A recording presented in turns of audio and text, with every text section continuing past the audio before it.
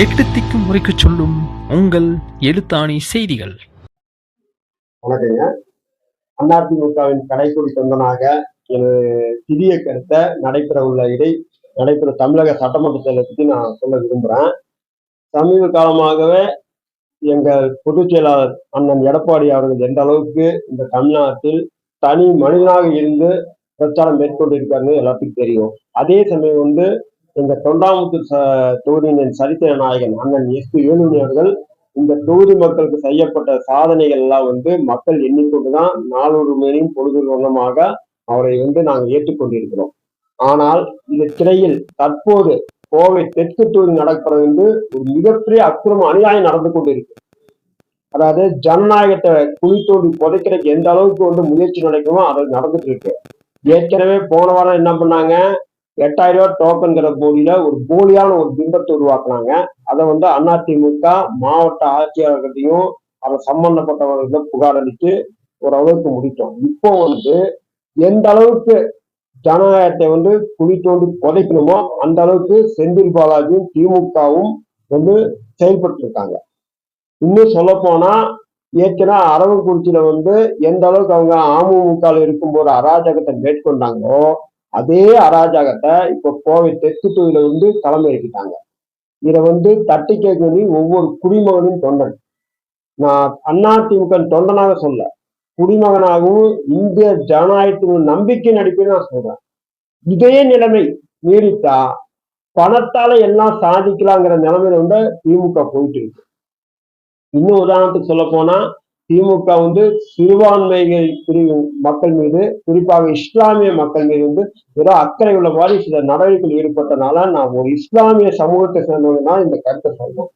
தயவு செஞ்சு எனது அருமை இஸ்லாமிய பெருமக்களே, உங்கள் பாதம் தொட்டு கேட்டுக்கிறேன், திமுகவை நம்பாதீங்க. நேற்று ஒரு சம்பவம் நடந்திருக்கு. சில பள்ளிவாசல்களை செந்தில் பாலாஜி அவர்கள் பார்த்து நிர்வாகத்தை ஆதரவு கேட்டிருக்காங்க. அதுக்கு நிர்வாகிகள் சப்போர்ட் பண்ண மாதிரி வந்திருக்கு. இதுல என்ன ஒரு குழப்பம்னு கேட்டீங்கன்னா, உருது பேசுற முஸ்லிம்கள் ஒரு கோரிக்கை வச்சுட்டு இருக்காங்க. கோயம்புத்தூர்ல டவுன் ஹாஜி பிரச்சனை. டவுன் ஹாஜிங்கிறது உருது பேசுறவங்க தான் வரணும். போன திமுக கவர்மெண்ட்ல தமிழ் பேசுற முஸ்லீம் போட்டீங்க அப்படின்னு சொல்லிட்டு உருது பேசுற முஸ்லீம் தங்களுக்குள்ள ஒரு கருத்து ஒற்றுமை ஏற்படாம இருக்கு. அதை செந்தில் பாலாஜி நான் நிவர்த்தி பண்ணி தரேன், நான் அந்த கோரிக்கையை நிறைவேற்றி தரேன்னா, அப்போ இதுக்கு முன்னாடி டவுன் ஹாஜியை போட்டது திமுக கவர்மெண்ட் தானே. டவுன் ஹாஜியை போட்டாங்க. அப்ப திமுக கவர்மெண்ட் அன்னைக்கு செஞ்ச தப்பு நீங்க ஒத்துக்கிறீங்களா? அன்னைக்கு நீங்க உருது பேச முஸ்லீம்களுக்கு துரோகம் பண்ணீங்க, ஒத்துக்கிறீங்களா? இன்னைக்கு நீங்க உருது பேசுற முஸ்லீம்களை டவுன் ஹாஜியா நான் போறேன்னு சொல்லி செந்தில் பாலாஜி நேற்று ஒரு பள்ளிவாசல்ல உறுதிமொழி அளிச்சிருக்காரு. அப்படிங்க தமிழ் பேசுற முஸ்லீம்களுக்கு துரோகம் பண்ண போறீங்களா? அப்ப இந்த உட்பிரிவுக்குள்ள நீங்க பிரச்சனை உருவாக்க போறீங்களா? திமுக நாடகம் ஆடிட்டு இருக்கா? தயவு செஞ்சு எனது அருமை இஸ்லாமிய மக்களுக்கு நான் பாதம் தொட்டு கேட்டுக்கிறேன், திமுக நம்பாதீங்க. திமுக என்றைக்குமே மேல்மட்டத்திலிருந்து உங்களுக்கு அறிக்கை கொடுக்கறனால நீங்க நினைக்கிறீங்க. திமுக பாதிப்பு எந்த அளவுக்கு நான் ஏற்கனவே என்னுடைய பேட்டியை சொல்லியிருக்கேன். இனி வர காலங்கள்ல இருக்கிற 2-3 நாள்ல அதிமுக தான் தமிழ்நாட்டுக்கு பல சலுகை இஸ்லாமிய சகோதரருக்கு வழங்கியது. அதை பயன்படுத்திட்ட இஸ்லாமியர்கள் இன்னைக்கு செந்தில் பாலாஜி எங்கிருந்து கோயம்புத்தூர்ல எதோ சொல்லிட்டு இருக்காரு. தொண்டாமுத்தூர்ல தெளிவா இருக்கோம். நாங்க ஒவ்வொரு இஸ்லாமியும் அண்ணன் வேலுமணி பக்கம் நிக்கிறவங்க தெளிவா இருக்கிறோம்.